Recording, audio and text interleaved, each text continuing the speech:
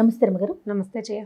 రమ్మగారు, చందమామ కథలు విని కొంచెం కొంచెం గ్యాప్ వచ్చినట్లుంది. చందమామ కథ చెప్పి మనం సో ఒక చందమామ కథ ఏదైనా అయితే దీని ముందు ఒక చిన్న మాటలు చెప్పాలి జయ. చెప్పండి. చాలా మంది అడుగుతున్నారు, ఏమైనా పుస్తకాల పేర్లు చెప్పండి, ఏం బుక్స్ చదివితే బాగుంటుంది, ఇలా చాలా మంది వీడియోల కింద మన మెసేజ్లు పెట్టినారనమాట. అయితే ఈసారి వచ్చే వీడియోలో చెప్తానన్న, ఇది ఒకసారి ఒక 2-4 వాక్యాలు చెప్తే బాగుంటుంది. చెప్పండి. ఇప్పుడు నేనేమో కొంచెం పాతకాలపు చదువు కదా ఒకటి, రెండోది నేను చదువుకున్నదేమో సాంస్క్రిట్, ఓల్డ్ తెలుగు నేను చదవగలుగుతా. నాకు పాతకాలపు భాష గ్రాంధికం చదవగలుగుతాను, గ్రాంధికం బ్రహ్మాండంగా చదివేస్తాను. విశ్వనాథ్ సత్యనారాయణ గారు అవి బాగా చదవగలుగుతా. అవి మీలాగా ఊరికే తెలుగు వచ్చిన పిల్లలు చదవలేకపోతారు, తెలుగు వచ్చిన వాళ్ళు చదవలేరు. అంటే ఇప్పుడు మా వ్యూవర్స్కి అందరికీ నేనేం చెప్పదలుచుకున్నానంటే, బుక్ షాప్స్కి వెళ్ళండి, బుక్ ఎగ్జిబిషన్స్కి వెళ్ళండి. వెళ్తే పుస్తకాలు చూస్తూ ఉంటాం కదా, మనం చదవగలిగే డిక్షన్ ఉన్న భాషని మీరు సెలెక్ట్ చేసుకోవచ్చు. ఒక్క పేజీ తిప్పితే మనకు అర్థమవుతుంది. ప్రధానంగా పుస్తకం చదవాలంటే ఇప్పుడు నేను చెప్తాను, నేను ఒక పుస్తకం అని, నేను చెప్పిన పుస్తకం మీకు కొరుకుడు పడకపోవచ్చు, దొరుకుతాయి కానీ నాకు నచ్చే నేను చదవగలిగే డిక్షన్ ని మీరు చదవలేకపోవచ్చు కదా. ఇప్పుడు చూసారు, అప్పుడు మీతో మాట్లాడేటప్పుడే కొన్ని పదాలు నాకు అర్థం కావు, అదే నెక్స్ట్ వచ్చే పదాన్ని బట్టి దీన్ని అర్థం చేసుకుని ఇప్పుడు కొరుకుడు పడరు అని అన్నారు కదా. అదే ఇప్పుడు ఈ డిక్షన్ అర్థం కాదు కదా, టేస్ట్ వేరు, మా టేస్ట్ వేరు, భాష రెండు తేడా ఉంటాయి. ఇప్పుడు నేను చదివే పుస్తకాలు అంటే, నేను ఎంత పాత రైటర్స్, విశ్వనాథ్ సత్యనారాయణ గారు, మీకు పేర్లు కూడా తెలియదు, ఒక 10 పేర్లు చెప్పేస్తా. వీటిలలో ఏదైనా మీరు చదవగలిగి ట్రై చేస్తే చూడండి. అదర్వైజ్ నా సలహా ఏంటంటే, బుక్ షాపులకి వెళ్ళడము, బుక్ ఎగ్జిబిషన్స్కి వెళ్ళటము, రకరకాల పుస్తకాలు చూస్తే మీరు పేరు చూసి మనం పేజీలు తిప్పి మనం చదవగలమా అని అర్థం చేసుకుని ట్రై చేస్తే బాగుంటుంది. ఇప్పుడు నేను నా ఫేవరెట్ రైటర్స్, నేను ఎక్కువగా చదవడానికి ఇష్టపడేది విశ్వనాథ్ సత్యనారాయణ గారు, మల్లాది రామకృష్ణ శాస్త్రి గారు, పురాణం ఈయన చెప్పాను కదా శ్రీపాద సుబ్రహ్మణ్య శాస్త్రి గారు, ఇవి ఎప్పటివో భమిడిపాటి రామగోపాలం గారు, కొడవగంటి కుటుంబరావు గారు, వీళ్ళ పేర్లు కూడా మీకు తెలియదు, అసలు ఈ తరం వాళ్ళకి కొంతమంది తెలియదు. మీతో ఎక్కువ కనెక్ట్ అవటం వల్ల కొన్ని పేర్లు తెలుసు. కాళీపట్నం రామారావు గారు, తర్వాత బీనాదేవి, రావిశాస్త్రి గారు, రాచకొండ విశ్వనాథ శాస్త్రి, రావిశాస్త్రి అంటారు. ఆ రావిశాస్త్రి గారు, బీనాదేవి గారు, వీళ్ళిద్దరు నాకు చాలా ఇష్టం. ఈ ఇద్దరు కథలు బాగుంటాయి. పురాణం సుబ్రహ్మణ్య శర్మ గారు, ఇంద్రగంటి శ్రీకాంత్ శర్మ గారి కథలు కూడా కొన్ని నచ్చినాయి నాకు. శ్రీరమణ గారు, ఈ శ్రీరమణ గారు బాగా ఫేమస్ ఇటీవల కాలంలో, అంటే ఎప్పుడు ఫేమస్, ఎవరు సాహిత్య ప్రియులకి ఎప్పుడు వారు హాట్ ఫేవరెట్ గానే ఉంటారు. మిథునం సినిమా చూశారు మీరంతా. సో ఈ మిథునం కథ రాసింది శ్రీరమణ గారు. వారిది బంగారు మురుగు, ధనలక్ష్మి కథలు కూడా చాలా ఎక్సలెంట్గా ఉంటాయి. ఈసారి ఎప్పుడైనా వారిదే స్వయంగా పర్మిషన్ తీసుకుని యూట్యూబ్లో ఒకసారి చెప్తానండి, నేను అడిగి అప్పుడు చెప్తాను ఆ 2 కథలు. మిథునం కథ ఎంత బాగుంటుంది, అద్భుతమైన కథ. ఇప్పుడు శ్రీరమణ గారి కథలు చాలా మంచి కథలు ఉన్నాయి. అట్లా ఇలా చాలా మంది ఉన్నారు. ఇవి కాకుండా నేను పేర్లు చెప్పని వాళ్ళు వారంతా నన్ను క్షమించాలి, ఎంత మంది ఉన్నారో. కానీ ఇందులో లేటెస్ట్ కథలు అంటే మనకి చాలా సరదాగా ఉండి కాలక్షేపంగా అనిపించే కథలు కూడా నేను చాలానే చదువుతాను కానీ అది నాకు బుద్ధిని పట్టేసుకోవన్నమాట. అవి చదివి వదిలేస్తారు, కాసేపు కాలక్షేపానికి చదువుతాను. అలా కాలక్షేపానికి ఆసక్తిగా చదివి ఎద్దనపూడి సులోచనారాయణ గారు కానీ, ఎండమూరి వీరేంద్రనాథ్, వీళ్ళిద్దరు కాకుండా మల్లాది వెంకటకృష్ణమూర్తి గారి కథలు చాలా ఇష్టం. అందులో ఆలోచింపచేసే కథలు వీళ్ళందరివి ఉన్నాయి. ఈ పాతకాలపు భాష నాకు ఇష్టం అనమాట. వీళ్ళందరూ కూడా ఆలోచింపజేసే కవులే, రచయితలే, అసలు కాదనడానికి వీలే లేదు. ఇప్పుడు ఇలా కనుక లేటెస్ట్ వాళ్ళు చూస్తే మధుబాబు గారి నావెల్స్ కూడా చాలా ఇష్టం నాకు. కాసేపు కాలక్షేపానికి చదువుకోవడానికి బాగుంటుంది. ఇప్పుడు ఆలోచింపజేసే కథలు, కొన్ని ఆత్మని పట్టి వదలని కథలు, ఒక్కొక్క రచయిత వాళ్ళ కథలో ఉన్న భావం అన్ని ఎలా పట్టేస్తుంది అనమాట. కొంతమంది పట్టుకుంటారు. ఇప్పుడు ఎవరిని పట్టుకుంటారో తెలియదు. నేను ఇప్పుడు 20 పేర్లు చెప్పాను. వీళ్ళల్లో ఎవరి కథలు, ఇవి కాకుండా ఇంకా అబ్బూరి ఛాయాదేవి గారి కథలు, అవి బాగుంటాయి. అన్నిట్లలో చిన్న కథల్లో ప్రతి కథ చాలా బాగుండే కథలేమో నాకు ఇష్టం.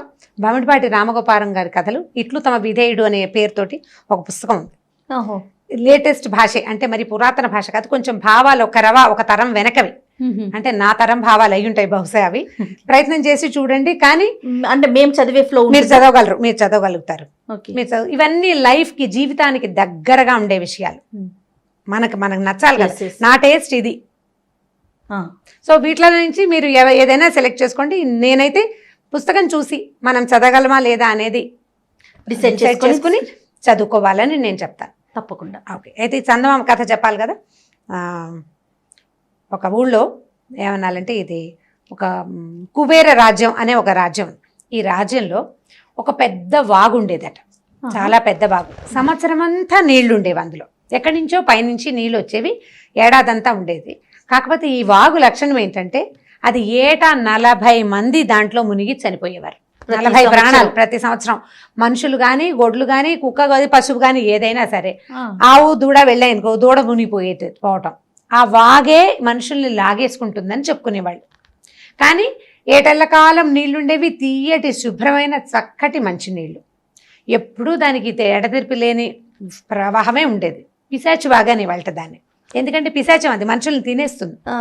పిల్లలు ఒక 10 మంది వెళ్తే ఎలా జరిగిందో తెలియకుండా ఒకడు మునిగిపోవటం. అయ్యో, 40 అంకె అయ్యాక ఇక ఏం చేసేది కాదు. ఇట్లా 40 మందిని ప్రతి సంవత్సరము పొట్టన పెట్టుకునేది ఆ వాగు. అయితే ఆ పెద్ద రాజుగారు ఉన్న నాళ్ళు ఇలాగే జరిగేది. ఈ రాజుగారి కొడుకు సమరసింహుడని ఒక ఆయన, రెండో కుర్రవాడు రాజ్యానికి వచ్చాడు. ఆయనకి చాలా బాధగా ఉండేది. నీరు జీవనాధారం, అది లేనిదే మనం ఉండలేం, నీరు కావాలి. ఈ నీటికి ఈ లక్షణం ఏమిటి, ఇట్లా మనుషులు ఎందుకు మునిగిపోవాలి అని అతను ఆ వాగులో ప్రాణులు మునిగిపోకుండా ఉండేలాగా చాలా జాగ్రత్తలు తీసుకున్నాడట.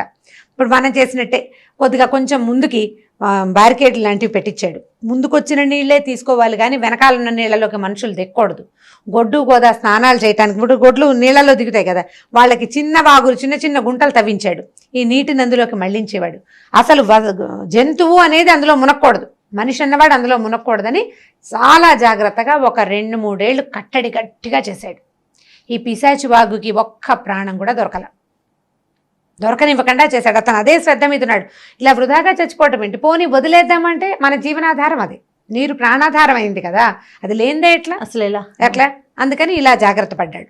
ఒక 2-3 ఏళ్ళు అయ్యేసరికల్లా క్రమంగా వానలు పడ్డం ఆగిపోయి ఈ వాగులో నీళ్ళన్నీ ఎండిపోయినాయి. వాగులో నీళ్లు లేవు, అయ్యో చుక్క లేవు. కటకటలాడిపోయారు ప్రజలు నీళ్లు లేక. ఏదో అక్కడ ఇక్కడ దొరువులు గిరువులు తవ్వుకునే వాళ్ళు. ఇంత పెద్ద వాగు నీటికి అలవాటు పడ్డ జనం ఆ చిన్న చిన్న దొరువులతోటి సంతృప్తి పడలేకపోయారు.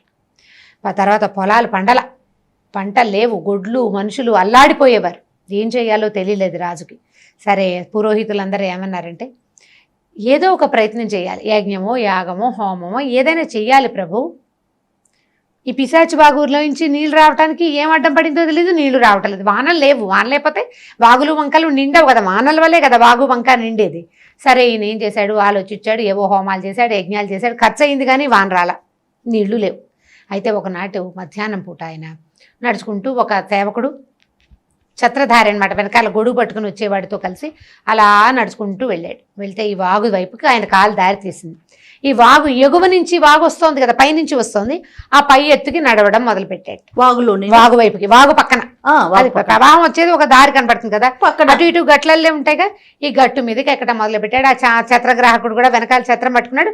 వాడు కూడా ఈయన వెనకాల పడి నడిచాడు. కొంత దూరం వెళ్ళాక వాడు ఎక్కలేక ఎగశ్వాస వస్తూ ఉంటాడు. రాజు గొడుగు లేదన్న ధ్యాస కూడా లేదు.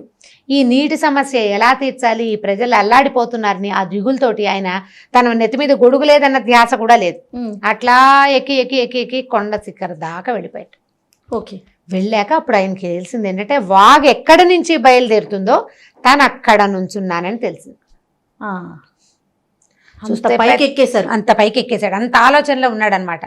అప్పుడు ఆ వాగును చూసారు, బాగా దుఃఖం వచ్చింటే, అంతా ఎండిపోయిన చారికలు, నీరు ప్రవహించిన ప్రాంతాలు ఎలా ఉంటాయి, నొక్కుకుపోయి అక్కడ ఉన్న రాళ్ళని నున్నగా అయిపోయి గీతలుగా అంత తమాషాగా ఉంటుంది. అంటే పరివాహక ప్రాంతం ఒక డిఫరెంట్ లుక్ లో ఉంటుంది. ఆయన అక్కడ చూసి గట్టిగా ఎలుగెత్తి ఏడ్చేట ఆయన.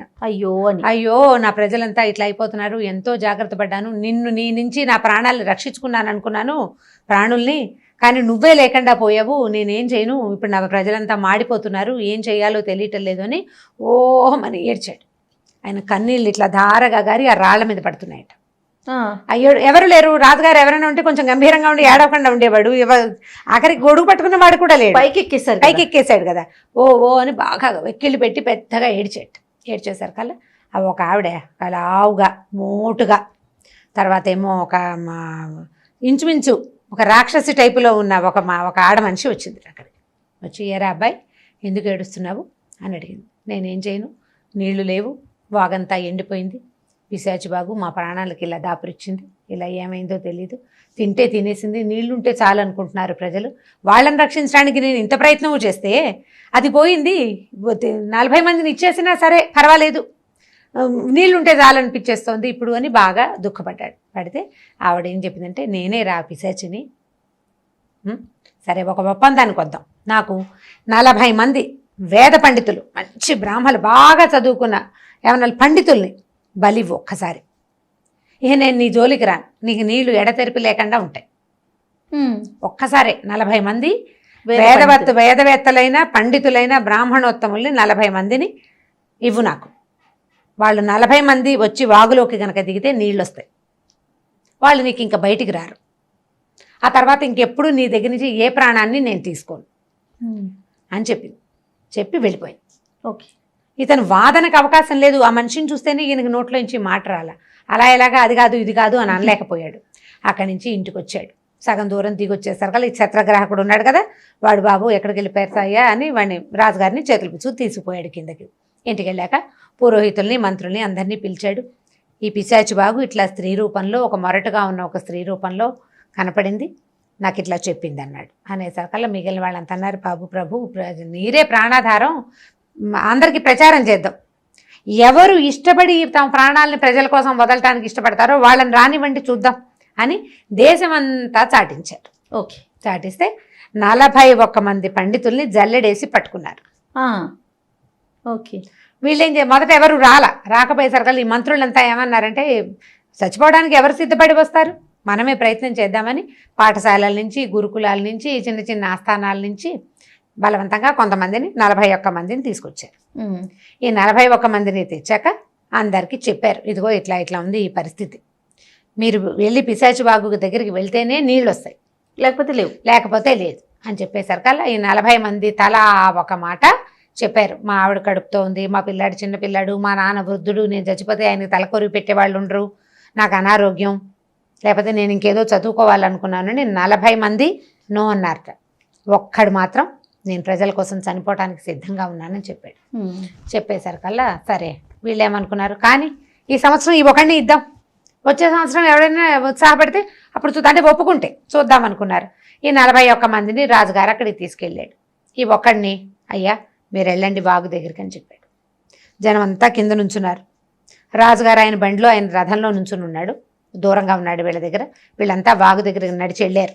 బ్రాహ్మలంతా వాడిని పట్టుకుని ఏడ్చారు, వెళ్తానన్న బ్రాహ్మణోత్తముడిని పట్టుకుని ఏడ్చారు. అయ్యో నీకు ఇలా వచ్చిందంటే అతను బాధపడకండి, మీరందరూ సంతోషంగా ఉండండి, నా ప్రాణాలు తీసుకునైనా ఈ వాగు మళ్ళీ వస్తుందేమో చూస్తానని రాజుగారు ఏ మార్గంలో అయితే నడిచి వెళ్ళాడో ఆ మార్గంలో అతను పైకి నడిచి వెళ్ళాడు. ఓకే, పైకి వెళ్తుంటే ఒక బ్రహ్మాండమైన బండ అడ్డం వచ్చిందని చెప్పాను కదా, ఈ నీళ్లు వచ్చే తోవలో పెద్ద బండరాయి ఉంది. ఆ బండరాయి దగ్గరికి వెళ్ళాడు, తను నడుచుకుంటూ వెళ్ళాడు. ఆ బండరాయి దగ్గర నిలబెట్టి, అమ్మా నేను వచ్చాను, నన్ను తీసుకోమని దండం పెట్టాడు.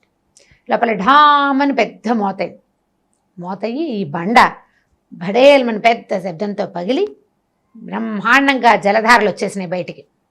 ఈ రావడం కింద నుంచున్నారే 40 మంది, వాళ్ళ మీద పడింది వచ్చి. ఈ ఎవరైతే దండం పెట్టి పక్కన నుంచున్నాడో ఆయన అక్కడే నుంచున్నాడు ఆ బ్రాహ్మణోత్తముడు, కింద నిలబడ్డ 40 మందిని మింగేసింది బాగు. రావడానికి ఇష్టపడలా వాళ్ళు, కానీ ఈ బండ పగలటము రావడం నీళ్ళేదో సన్నగా పంపులా వస్తుంది అనుకున్నారు వీళ్ళు. నీటి ప్రవాహానికి అసలు తట్టుకోవటం కష్టం కదా, అంటే వాగు పైనుంచి రావాలి, ఒకేసారి ఎలా వస్తుందని అనుకుని ఉంటుంటారు బహుశా. ఈ బండ పగలటం ఏమిటి, మొత్తం ఫ్లో అంతా కిందకు వచ్చేసేసి ఈ 40 మందిని తనలోకి లాగేసుకుంది. ఈ పక్కన నుంచున్న బ్రాహ్మణోత్తముడు అలాగే నుంచుని ఉన్నాడు. మెల్లిగా దిగి వెళ్ళాడు, వీళ్ళంతా వెళ్ళిపోయారు. వాగు యథాప్రకారం ఎక్కడ దాకా అంతకుముందు ప్రవాహం ఉండేదో అక్కడ దాకా వెళ్ళిపోయింది. అప్పటి నుంచి ఒక్క ప్రాణిని కూడా ఆ వాగు తీసుకోవాలి. చిన్నవాళ్ళు కూడా అందులో పడితే మునిగేవాళ్ళు కాదు, తేలిపోయేవాళ్ళు. ఆ 40 మంది వేద విప్రులతోటే శాంతించేసింది అనమాట. ఆ తర్వాత ఈ సమరసింహుడు రాజ్యం సుభిక్షంగా నార్మల్గా మామూలుగా అయిపోయింది. ఏమీ లేదు, నీళ్ళు వచ్చేసరికల్లా ఏముంది, సాయంకాలం నుంచి చెట్లు చిగురించడం మొదలు పెట్టేస్తాయి. పిట్టలు పక్షులు నీళ్లు తాగి వెంటనే వాటికి త్రాణం వచ్చేస్తుంది, ఓపిక వచ్చేస్తుంది, ధైర్యం వచ్చేస్తుంది. మనకి నీరు గాలి ఇవి ప్రధానమైనవి, అవి చూస్తేనే మనిషికి సంతోషం కలుగుతుంది. వాటి ఆసరాతోటి బతికేస్తారు. తిండి లేకపోతే ఎలాంటి, తిండి సెకండరీ, దీని తర్వాత కదా ఆహారం. నీరు దొరికాకే మనకు ఆహారం వస్తుంది. ఇప్పుడు ఆహారంతో మన బండి నడవదు, ఆహారం తీసుకున్నా కూడా నీళ్లు కావాలి మనకి, ఖచ్చితంగా నీళ్ళు అవసరం కదా. వీటిని చూసేసరికల్లా ఇక వీళ్ళ ప్రపంచం అంతా మారిపోయింది, హెల్తీగా నార్మల్గా దేశం అంతా సుభిక్షంగా అయిపోయింది. ఇది పిశాచి బాగు కథ. ఓకే, చందమామ కథ. చందమామ కథ చాలా బాగుంది రమ్మ గారు, పిల్లలకి చెప్తానికి కూడా బాగా ఇంట్రెస్టింగ్ అనిపిస్తుంది. అవును. థ్యాంక్ యూ సో మచ్ అండి. Okay sir. ఈ వీడియో కనుక మీకు నచ్చినట్లయితే లైక్ చేయండి, షేర్ చేయండి. మరిన్ని వీడియోస్ కోసం మా ఛానల్ని సబ్స్క్రైబ్ చేసుకోండి.